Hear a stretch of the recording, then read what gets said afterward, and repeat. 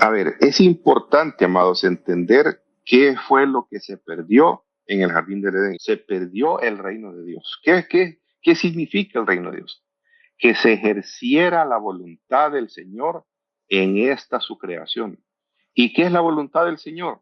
Nos dio su imagen y semejanza para nosotros llevar como seres humanos, servir, pastorear a toda la humanidad y a toda la creación, y con nuestro trabajo, con nuestro esfuerzo, llevarle gloria a su nombre. Esa es la voluntad del Señor. Lo que se pierde en el jardín del Edén, cuando se sale, cuando hay ese divorcio del monte santo de Dios, se establece el reino de las tinieblas en este mundo. Y el problema es que el ser espiritual que tiene más peso en este mundo es Satanás, que el primer rebelde, el querubín protector del que habla Ezequiel, que fue expulsado del Edén. Y luego estamos nosotros queriendo hacer nuestra propia voluntad. Lo que se genera aquí es un solo degenere, es un solo desmadre. Si no vayamos muy lejos, tan recién saliditos del Edén, Adán y Eva tienen sus primeros dos hijos y el mayor mata al menor. Recién saliditos, todavía oliendo a ¿cómo se llama? A árbol de vida. Más que la gente duraba tanto tiempo, ¿verdad? Entonces, lo que se ha perdido, no haciendo la voluntad de Dios, es el egoísmo que tenemos en nuestros corazones para hacer lo que se nos ronque la regalada gana. Y si yo te tengo que matar a vos para que se haga mi voluntad, la voy a hacer. Y si yo tengo que conseguir una pistola más grande que la que vos tenés para matarte, para amedrentarte o para meterte en miedo, lo voy a hacer. Lo que yo quiero es aprovecharme de tus recursos, de lo que vos tenés. Nunca fue ese el plan del Señor. Por eso el reino de Dios tiene dos condicionantes: amar a Dios por sobre todas las cosas y amar a nuestro prójimo así como nos amamos nosotros mismos. ¿Eso se cumple en el reino del mundo? No, cada quien vela por su propio santo. Cada quien hace lo que le venga en gana. Es mi vida, es mi verdad. Nadie se meta conmigo. Nadie tiene derecho a mi intimidad, a mi vida. Yo la vivo como yo quiera. Eso es lo que se ha perdido. Ahora, nosotros tenemos un gran problema desde el punto de vista religioso, como hemos sido instruidos.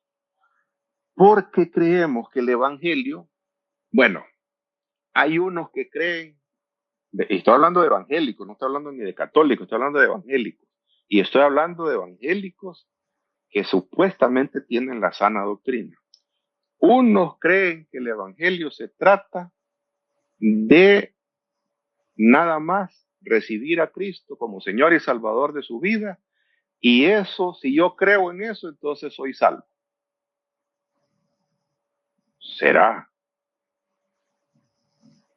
Espérame.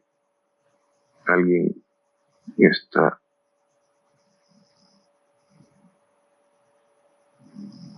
queriendo entrar.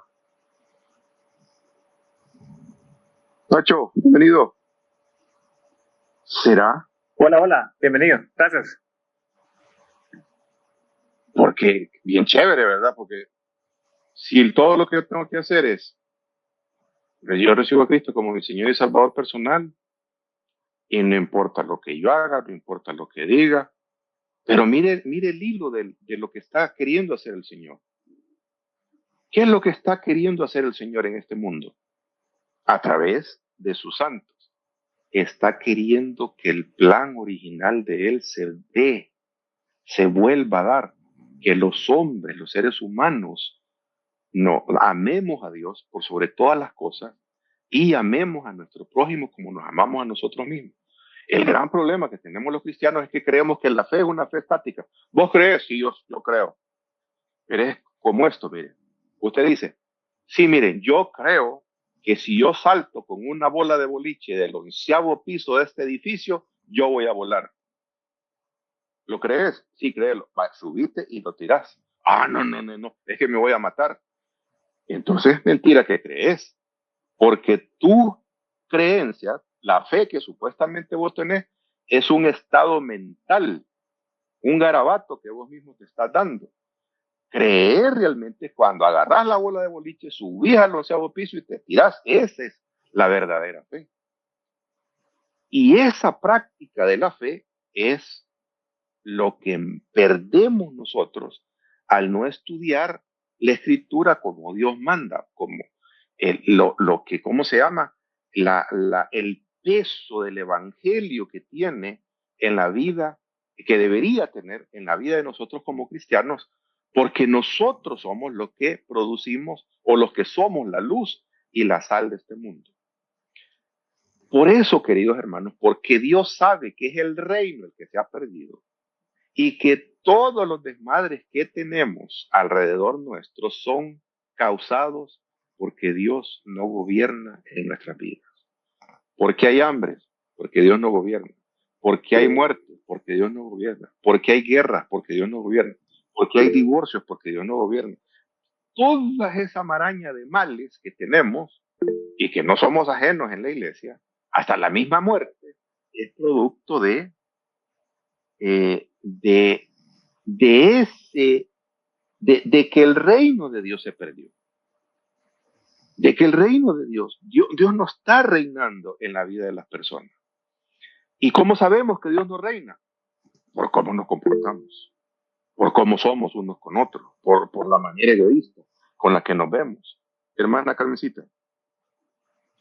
Pastor, disculpe la pregunta que voy a hacer, a ver si estoy perdida, pero entonces fíjese que yo siento algo cada vez que hay Santa Cena, cada vez que tomamos Santa Cena. Desde que el Señor me llamó, pues, desde la otra iglesia.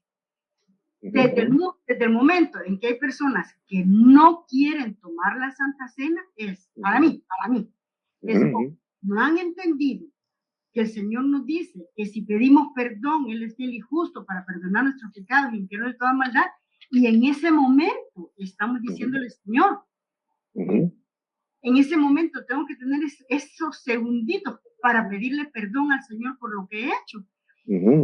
Y convencida de que Dios me perdona en ese instante, Él se tome esos segundos para mí. Y así serían millones y millones de personas, ¿verdad? Creyentes. Sí, claro. Tengo que estar convencida que el Señor en ese momento me escucha y me perdona. Y yo puedo tomar la Santa Cena. Siento que es otra oportunidad del reino.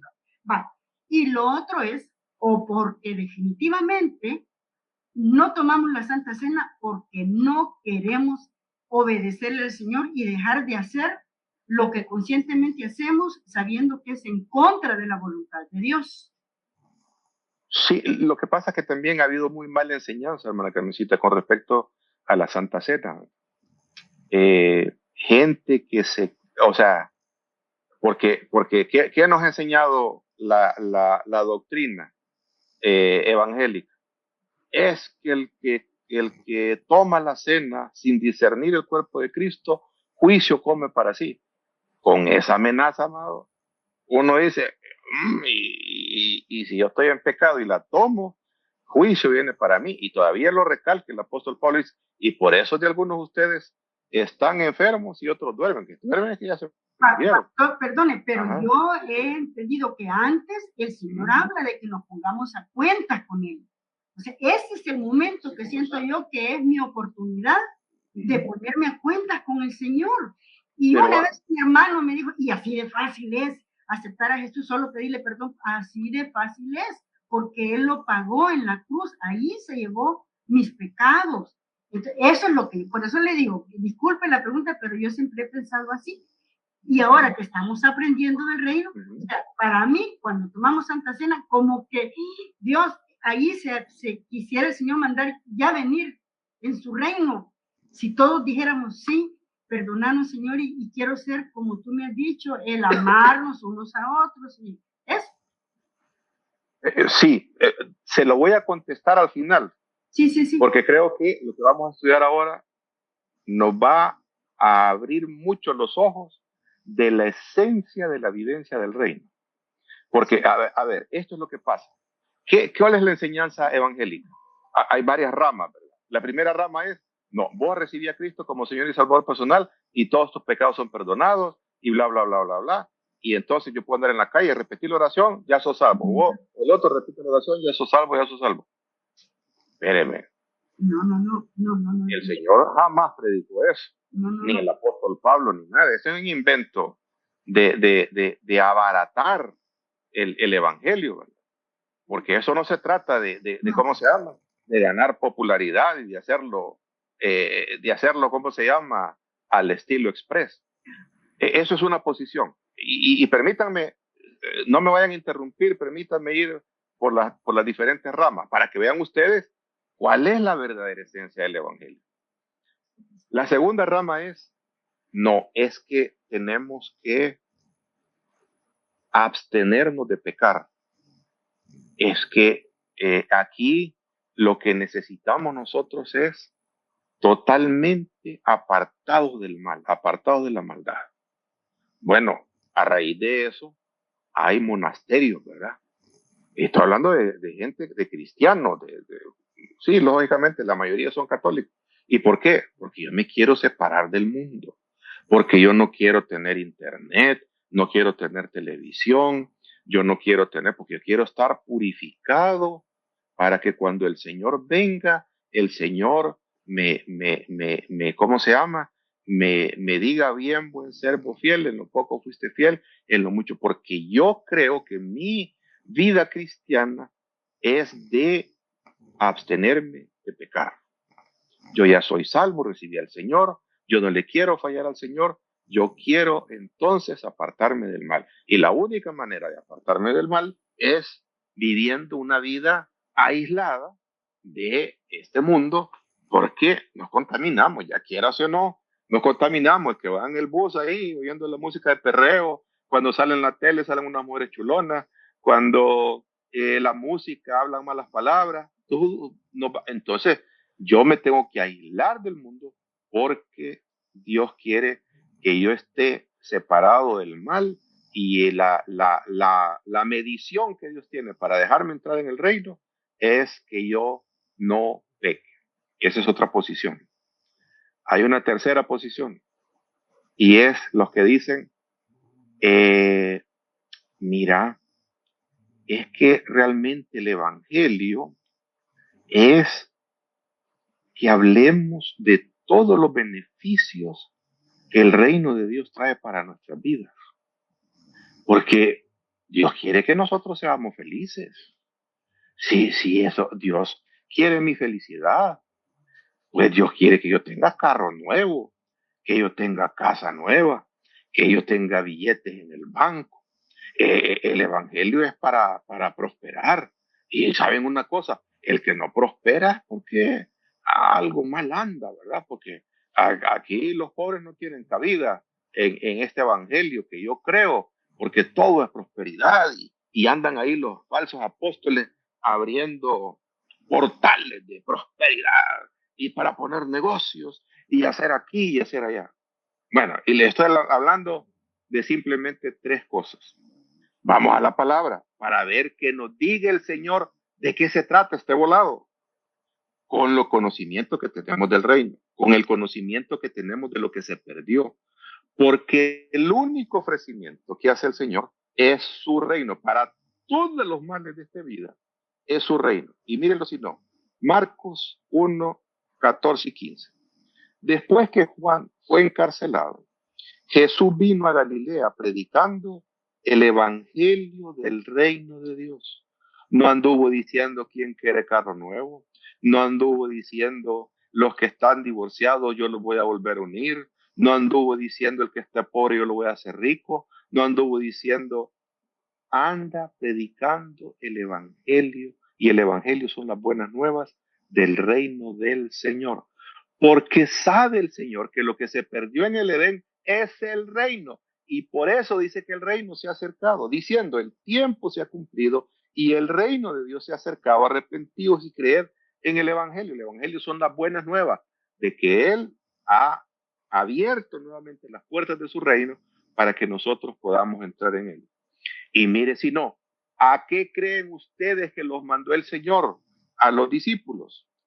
Lucas 10, 8, 9. En cualquier ciudad donde entréis y os reciban, comed lo que se os ponga delante y sanad a los enfermos que en ella haya y decidles, se ha acercado a vosotros el reino de Dios. La sanidad es una evidencia de que el reino de Dios está en el tiempo presente.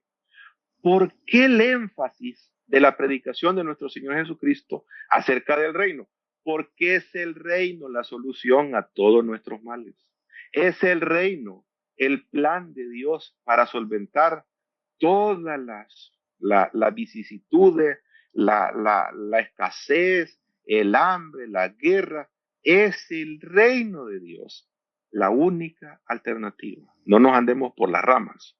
Dios no ha venido aquí a decir, los que están divorciados yo los voy a sanar, los voy a curar y los van a volver a unir. Los que están pobres les voy a dar un trabajo.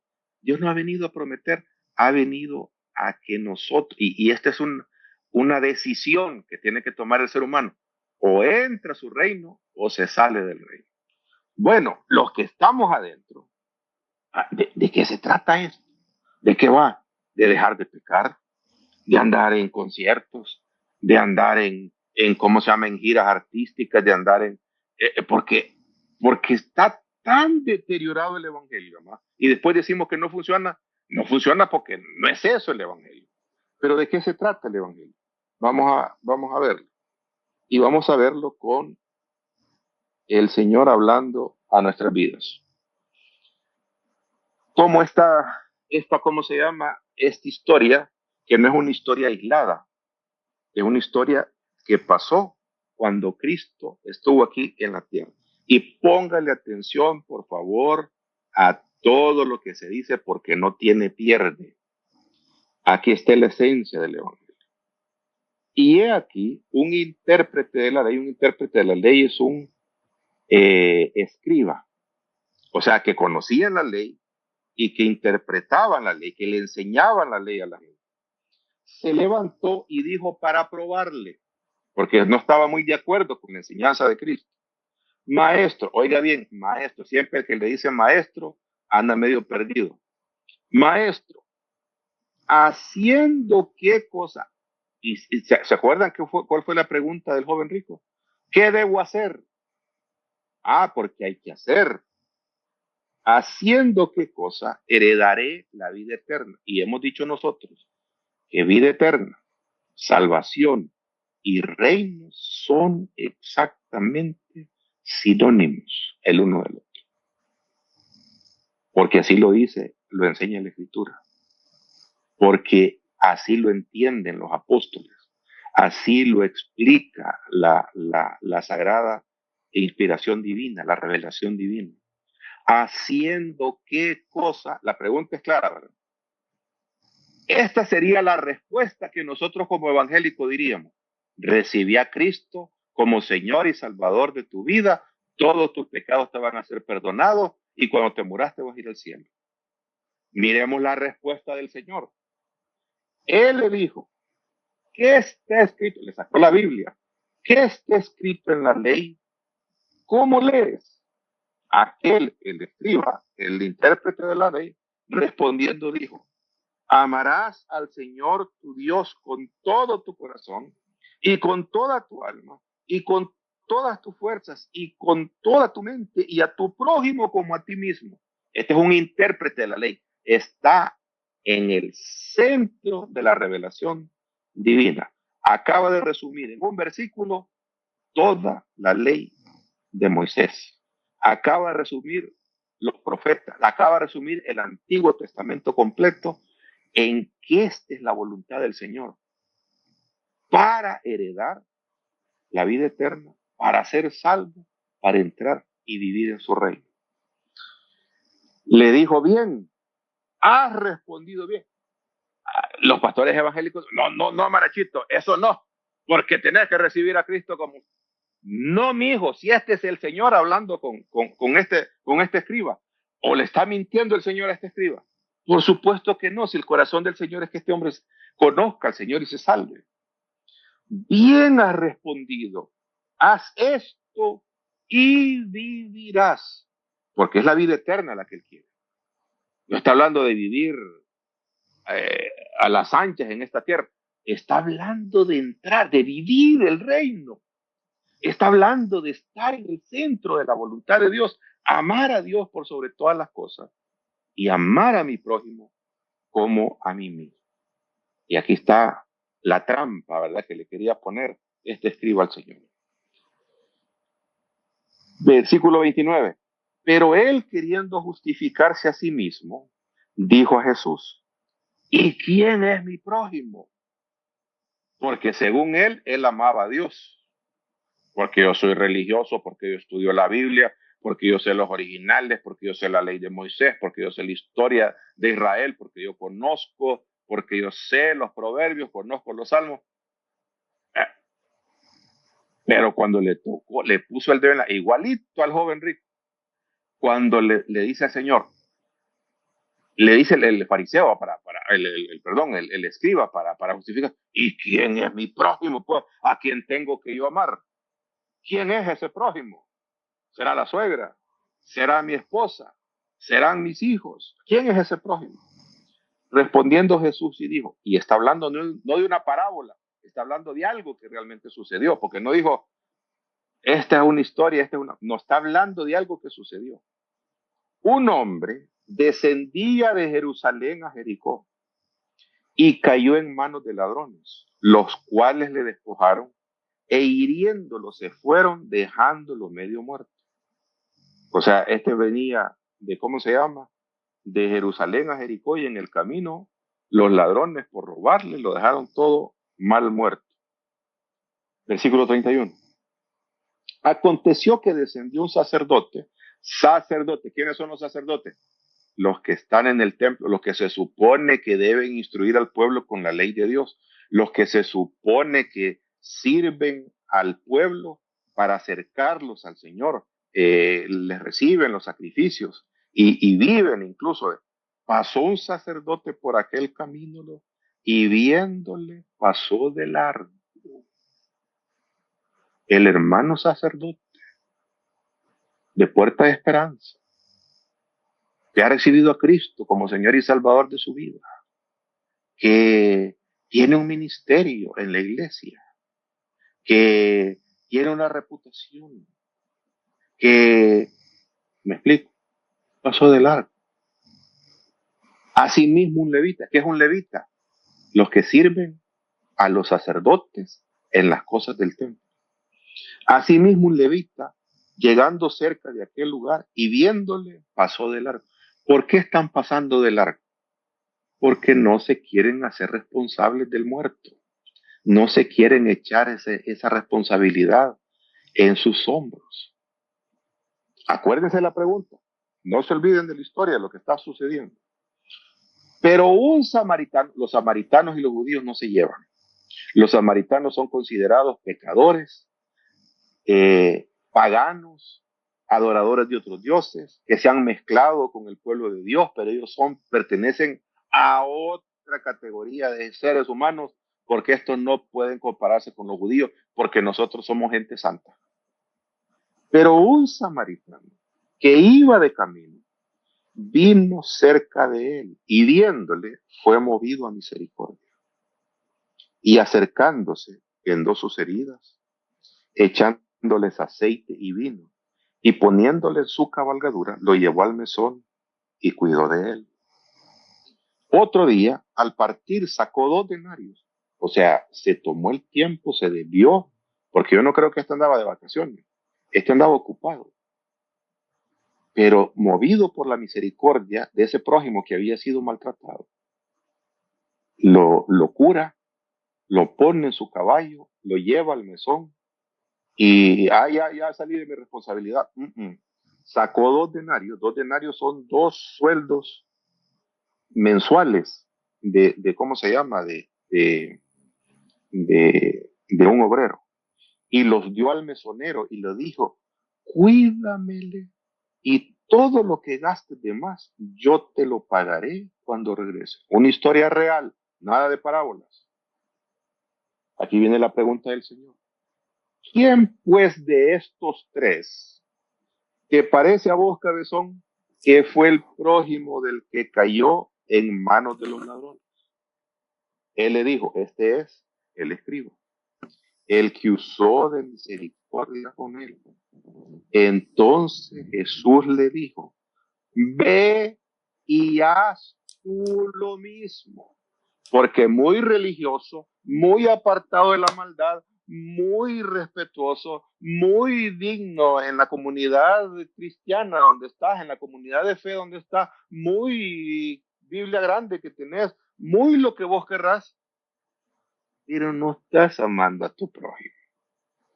Y para vivir el reino, queridos amados, y para demostrar realmente que tenemos fe, porque la fe es tirarse con la bola de boliche del 11º piso, no es un pensamiento. Para demostrar realmente nuestra fe de que creemos en el reino del Señor, hay que hacer lo mismo que hizo el samaritano.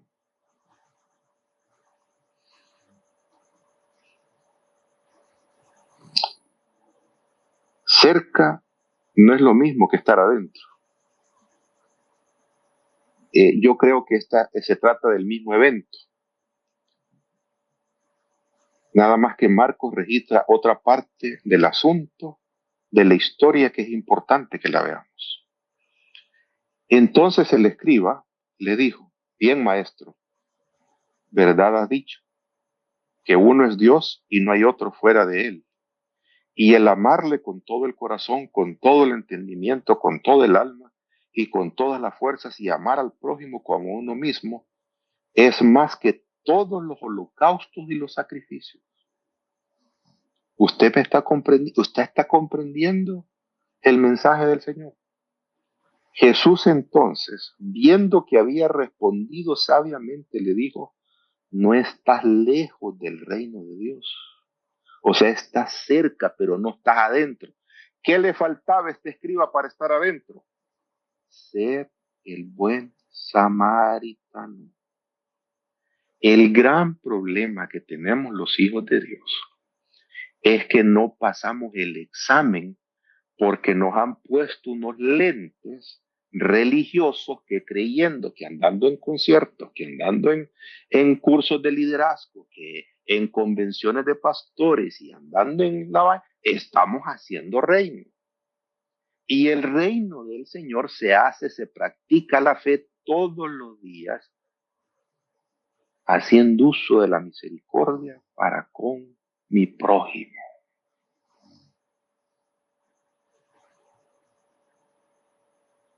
¿Qué le faltaba a este escriba? Ve y haz tú lo mismo. Nada de que recibí a Cristo como Señor y Salvador personal. Demostrarlo, cabezón. Esto no es un asunto de estado mental. Si esa oración la podemos repetir todo lo que vos querrás. Ah, pastor, y esa es la prueba. Que no se acuerdan lo que leímos con lo que terminamos la semana pasada. Cuando el Señor venga a establecer su reino, va a apartar a los corderos de los cabritos y a su derecha les va a decir, no les va a preguntar el Señor, y ustedes fueron los que pecaron menos. Ustedes fueron los que, ¿cómo se llama? Los que son más santos. Ustedes son los que tenían más dones. No, ¿qué les va a decir?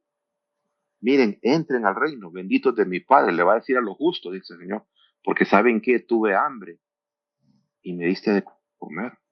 Tuve sed y me diste de beber. Estuve en la cárcel, me visitaste enfermos y fuiste a verme.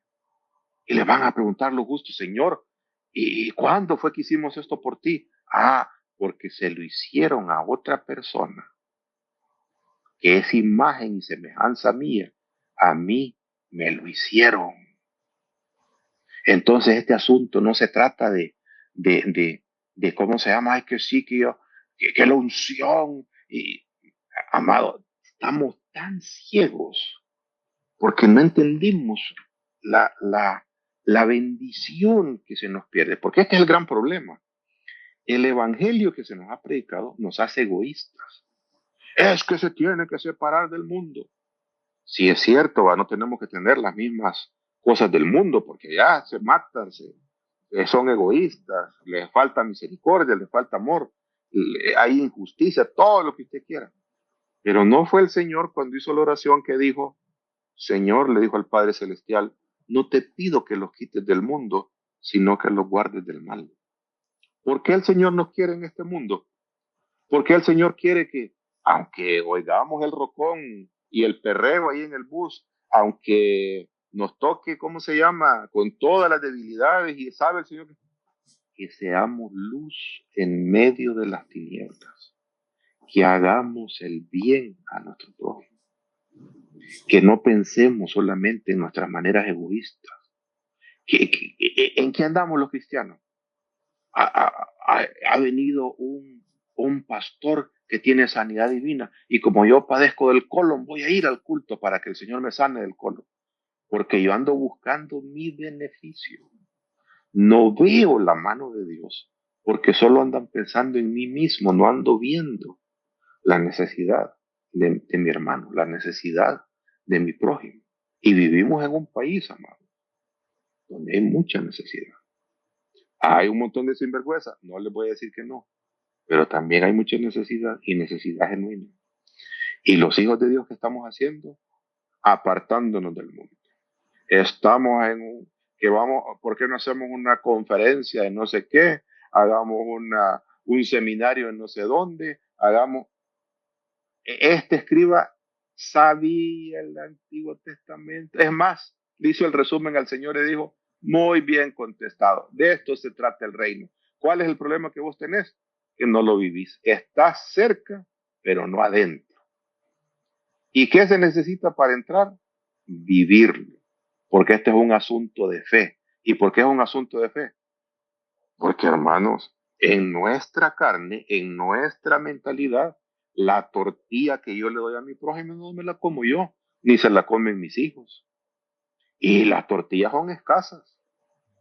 Pero si tengo fe, si creo al Señor, yo me puedo despojar de mi bienestar para darlo sabiendo que la bendición viene del Dios Altísimo para mi vida.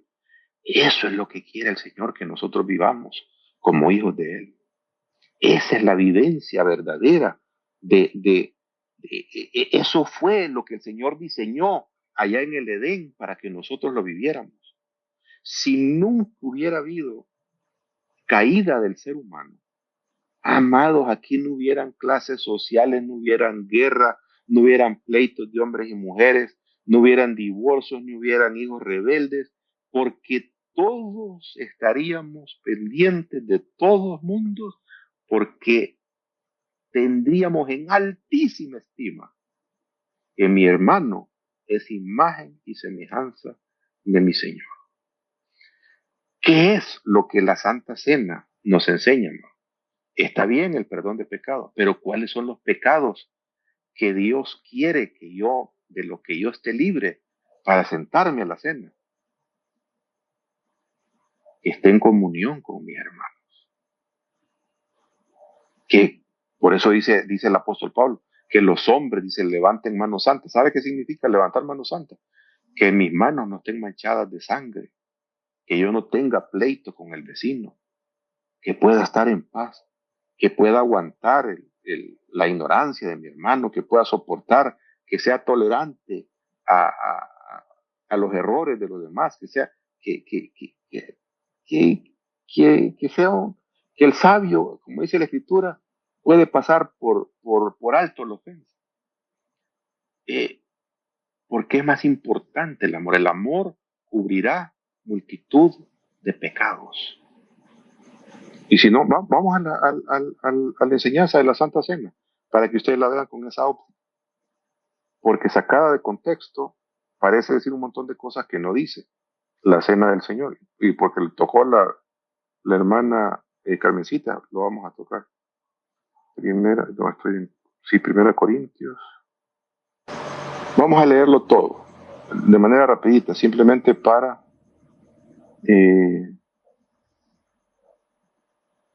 lo que el apóstol Pablo está diciendo. Y pónganle atención a la esencia del mensaje. En las siguientes instrucciones no puedo elogiarlos, le está diciendo a la iglesia de Corinto. Pues parece que hacen más daño que bien cuando se juntan. O sea, ¿cuál es el propósito de estar juntos? que nos edifiquemos unos a otros, que nos amemos, que oremos unos por otros, que nos animemos unos con otros. Pero ¿cuándo es que nos juntamos para pelearnos? Cuando yo sé más que vos, cuando yo puedo más que vos, cuando yo canto mejor que vos, cuando yo toco mejor que vos, cuando yo predico mejor que vos. Ahí es donde nos hacemos. Primero, y ahora va a hablar de la cena del Señor. Primero, oigo que hay divisiones entre ustedes cuando se reúnen como iglesia.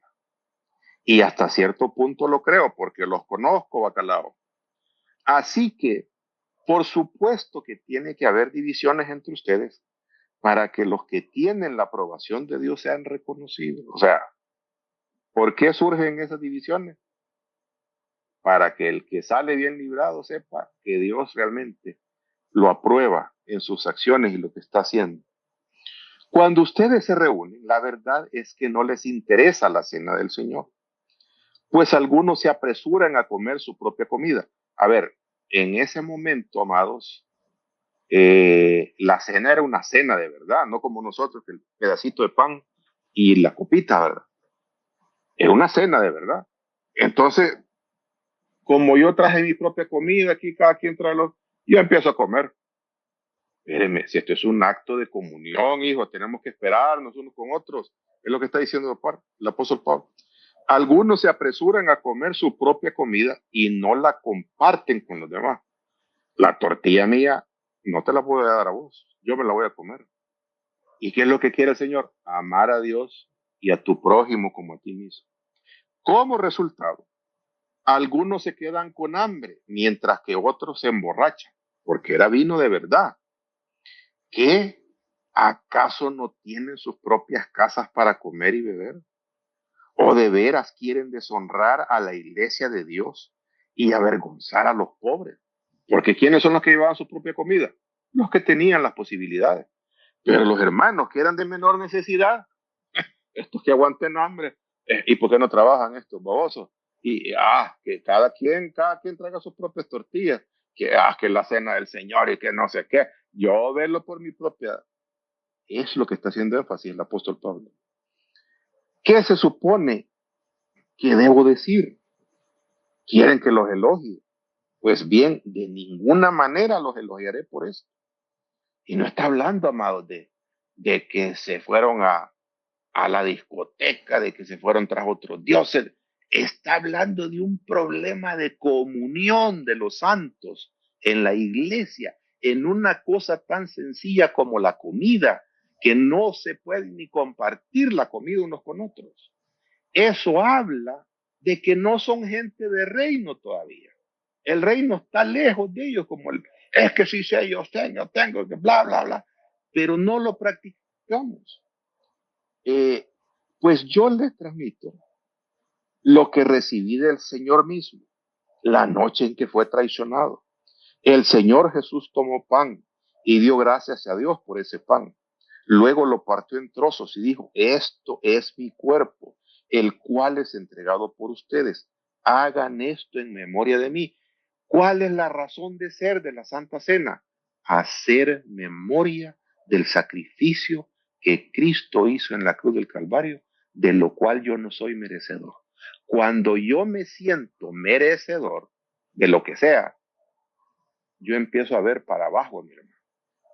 Y la cena del Señor debe ser un gran ras, así como la muerte. Muere el tonto como el vivo, muere el pobre como el rico, muere el niño como el adulto, muere el anciano, muere el que tiene como el que no tiene, el empresario como el que no tiene nada. Mueren todos, es un gran rasero la muerte.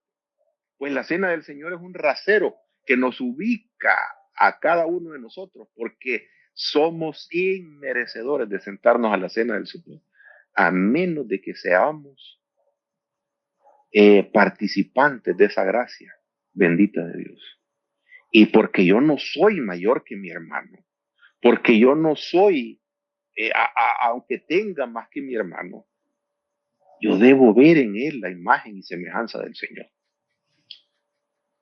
Y sigue diciendo, de la misma manera tomó en sus manos la copa de vino después de la cena y dijo, esta copa es el nuevo pacto entre Dios y su pueblo, un acuerdo confirmado con mi sangre. Hagan esto en memoria de mí todas las veces que la beban. Pues cada vez que coman este pan y beban de esta copa, anuncian la muerte del Señor hasta que Él vuelva. Por lo tanto, por lo que ya les acabo de decir, cualquiera que come este pan o bebe esta copa del Señor de manera indigna es culpable de pecar contra el cuerpo y la sangre del Señor. Cuando yo estoy haciéndome el grandote y a mi hermano el chiquito, yo estoy en contra del cuerpo de Cristo, que es la iglesia. Yo estoy acarreándome para mí, especialmente en un evento donde Él pone el rasero, el Señor, para que todos, ahí nadie de nosotros se merece estar ahí, ni por más moral, ni por menos errores que hayamos cometido en la vida. Nos merecemos en un lugar en la mesa del Señor, es por pura gracia del Señor que estamos ahí. Yo tengo que ver a mi hermano. Esto es como cuando uno va, hermano, por decir algo, ¿verdad? A una clínica de obesidad. Nadie se ríe de los demás gordos. ¿Por qué? Porque yo también estoy gordo. Y aquí estamos en la clínica porque nos van a decir ahí que cómo salir de problema. ¿Y usted cuántas libras tiene de más? Ay, fíjese que yo 25. Y usted yo creo que como 10. Y el otro que no sé qué. Pero nadie se acusa ahí. ¿Y vos por qué estás comiendo tanto vos? Mira, que ya la regás, hombre. Porque el otro está en la misma condición. Esa es la mesa del Señor. Que compartamos, que nos esperemos, que hagamos esto con la realidad de lo que Dios quiere, de una hermandad genuina, de un corazón genuino para con nuestros hermanos. Que yo no me creo más que el otro, que delante de la presencia del Señor, mi hermano, tú eres imagen y semejanza del Señor. Olvídate de que yo soy pastor y vos no sos pastor, de que yo tengo 30 años de experiencia y vos tenés 10. No, la mesa del Señor es el gran rasero. Y dice, por esta razón, cada uno debería examinarse a sí mismo antes de comer y beber la copa. Examinarte a sí mismo significa, amado, ¿cómo estoy yo con mi prójimo?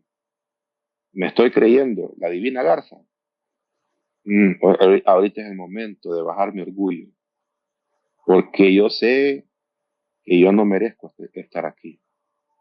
El Señor lo que quiere es que yo voltee a ver a mi hermano y sepa que mi hermano está en la mía, que todos hemos venido aquí a la clínica de obesidad para que nos sanen, que nadie de nosotros vino aquí a reírse de los demás gordos, porque todos estamos gordos, que todos somos perdonados por la sangre de Cristo, que nadie de nosotros es merecedor de semejante privilegio. Por esta razón, cada uno debería examinarse a sí mismo antes de comer el pan y beber la copa. Pues si alguno come el pan y bebe de la copa sin honrar el cuerpo de Cristo, la iglesia es el cuerpo de Cristo, come y bebe el juicio de Dios sobre sí mismo.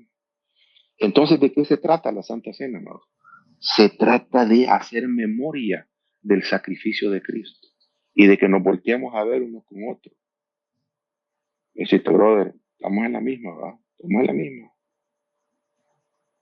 Pero ¿para qué ha servido la Santa Cena? Para juzgarnos, para ponernos el dedo. Ah, ya sé por qué la hermana no está participando en la cena. Ah, aquellos hermanos, mira, allá afuera estaban peleando, aquí están tomando la cena. No, hagámosla. La instrucción divina sigue siendo la misma. Amarás a tu Dios con todas las fuerzas de tu corazón y a tu prójimo como a ti mismo. La próxima vez que veamos una necesidad, la que sea, preguntémonos, ¿y si fuera yo el que estuviera en esta situación? ¿Cómo me gustaría que me tratara? Y esa es la regla de oro, ¿verdad? La que explicó el Señor en el monte, en el sermón del monte. Todo lo que los hombres, todo lo que ustedes quieran que los hombres hagan con ustedes háganlo con el resto de los seres humanos.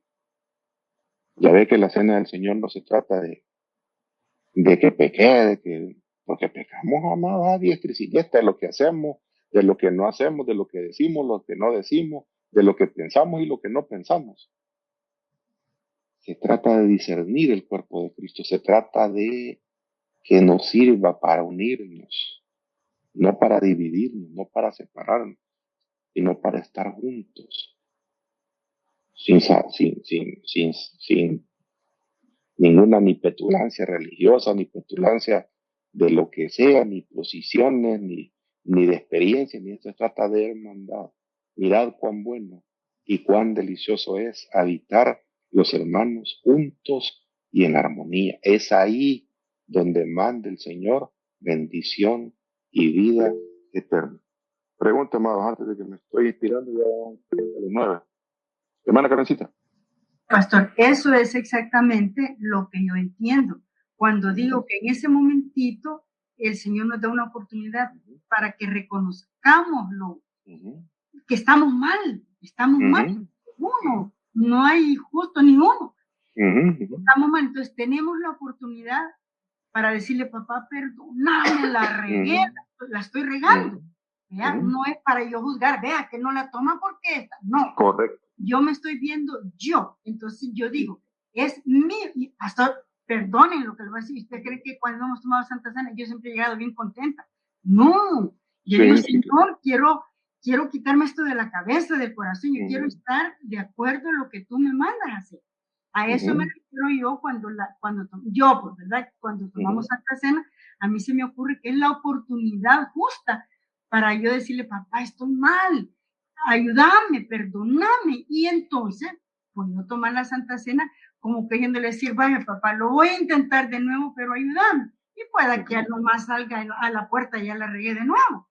Eso es lo que yo siento. No voy a juzgar al hermano que no toma Santa Cena. Sí, no. Y yo estoy hablando de que cuando vamos a la mesa del Señor, les examinemos nosotros mismos que estamos en paz con todo. Eso es lo que Dios busca en nosotros. Eso. Porque si Dios nos empezara a juzgar, así como creen los amigos de Josba, que vos sos envidioso, que vos sos usurero, que vos aquí, y le empezaron a sacar la retahíla de pecados posibles, porque no le sabían nada de la vida de Job. Cuando nos empezamos a creer más que el otro, o más espiritual, o más sabiondo, o más que no sé qué, ahí es donde perdemos la esencia de lo que es el cuerpo de Cristo. Y que nos necesitamos unos a otros en el cuerpo de Cristo. Entonces, mire lo que le voy a decir. Es más importante estar reconciliados con el prójimo. Bueno, no, es igual de importante. Lo tengo que decir así. No. Es igual de importante estar reconciliados con el Señor que estar también reconciliados con el prójimo. No sé si me explico. O sea, porque veamos este escenario. Yo puedo llegar peleado con mi esposa. Y yo le puedo decir, ¿verdad? Señor, perdóname mis pecados, sí, Señor. Pero no me reconcilio con mi esposa. ¿Qué creen que va a pasar? No estoy discerniendo bien el cuerpo de Cristo. Yo tengo que estar reconciliado con todos. Y ¿saben qué? Ya que estamos hablando de este tema, una de las cosas antes de la Santa Cena que tenemos que hacer es darnos un abrazo de hermandad entre todos. Porque esa es la esencia de la Cena del Señor. Y así como hicimos ¿cómo se llama?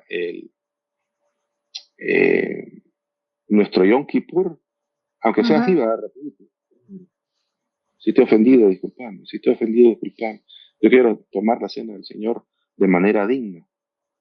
Porque es tan importante estar a cuentas con Dios como estar con nuestro prójimo. Bueno, de hecho, si yo no estoy a cuentas con mi prójimo, no estoy a cuentas con el Señor. Tan sencillo como eso.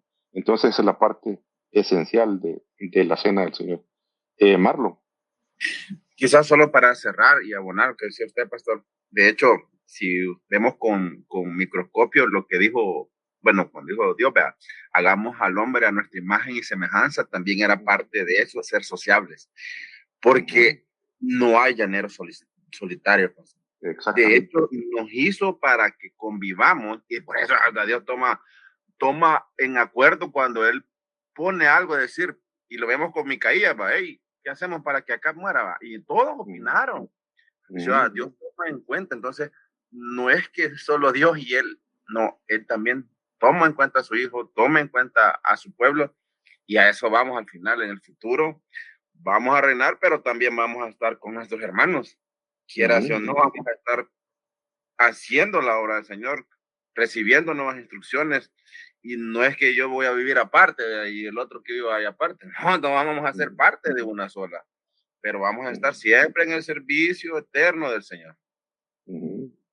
Ahora, para concluir, amados, si ustedes ven, la esencia de la enseñanza bíblica es bien diferente a la doctrina tradicional. La doctrina tradicional nos ha enseñado que la caída del ser humano, uno decide ir al cielo o al infierno, recibiendo a Cristo y teniendo un buen comportamiento. Y entendiendo por buen comportamiento, seguir reglas de moral. ¿Va? ¿Y cuáles son las reglas de moral que tenemos en la iglesia? No toma, no fuma, ni baila pegado. Pero yo les puedo asegurar, por lo que dice la Escritura, que yo no puedo tomar, ni beber, ni bailar pegado y siempre no estar en el reino del Señor, en el reino eterno del Señor. Porque la fe verdadera es amar a Dios por sobre todas las cosas y practicar el amor al prójimo, así como me amo yo a mí mismo. Esa es la esencia de la enseñanza de fe cristiana. Lean ustedes el Nuevo Testamento con esa óptica, con la óptica de reino y con la óptica de vivencia del reino. Les doy esta frase, por ejemplo. Hay muchos pastores que no pueden hacer esta asociación. El apóstol Pablo hace una afirmación y dice, el Señor nos enseñó que es más bienaventurado dar que recibir. Busque esa frase, más bienaventurado dar que recibir, en todos los evangelios y no aparece que el Señor dijo esa frase. ¿Y cómo llega el apóstol Pablo a semejante conclusión? Es que no se necesita decir con esas palabras para saber que la voluntad de Dios es que yo ame a Dios y que ame a mi prójimo como a mí mismo. Es más bienaventurado dar que recibir. ¿Me explico? No? Porque esa es la esencia, esa es la verdadera fe, la verdadera vida del reino del Señor. ¿Qué tenemos que hacer para hacer frutos dignos de arrepentimiento? ¿Tenés 2 camisas? Regala una. Cuando sale, ¿cómo se llama? Saqueo, ¿verdad? Transformado ya en un hombre de reino. La mitad de mis bienes doy a los pobres, a los que he defraudado, les doy 4 veces más. ¿De dónde le parió esto a Saqueo? De haber estado cerca del rey, de haber estado cerca de cómo se llama nuestro Señor y de conocer la esencia de lo que Dios quiere de nuestra humanidad. El problema que tenemos, amados, es que fuera de los caminos del Señor, y cuando está hablando de fuera del camino del Señor, porque podemos ser religiosos y estar fuera de los caminos del Señor, como muchos de los religiosos que se acercaron con el Señor. Yo no sé y espero en el Señor que sí le haya hecho caso al Señor, ¿verdad? Si es que yo conozco que hay que amar a Dios por sobre todas las cosas y en mi prueba, anda a practicarlo, le dice. Anda a hacerlo. Así como el samaritano, hacerlo vos también. Esa es la esencia del mensaje del Evangelio. ¿Por qué? Porque este mundo produce maldad. Este mundo es egoísta. Este mundo es falta de amor. Y Dios quiere que si estamos cerca de Él, reflejemos su amor a todas las personas que a través de una necesidad pueden llegar a conocer el amor de nuestro Señor Jesucristo. Reto para nuestras vidas. Pídale al Señor a una persona para hacerle bien y vea los resultados. O sea, tome nota de todo lo que va a hacer. Oramos por una persona a la que le damos bien y veamos cómo Dios responde ante esa obediencia de amar a mi prójimo como a mí mismo. Y vamos a descubrir un mundo de prosperidad y bendición como nunca, y de respaldo divino como nunca lo hemos vivido en nuestra vida. Porque el gran problema que hemos tenido es que el evangelio que se nos ha hablado, que no es el evangelio del Señor, es el evangelio de invento de los hombres, es lo que Dios puede hacer por mí. Dios, pasen al frente, amados, los que quieren decir que andan buscando trabajo, los que quieren que el Señor les cambie el carro, los que quieren un borrasaldo, los que quieren, y todos andan viendo a ver qué le rascan al reino de Dios. Y el reino de Dios es al revés. Yo obedezco al Señor, le demuestro mi fe. Buscad el reino de Dios y su justicia, y lo material va a venir como una añadidura. ¿Estamos?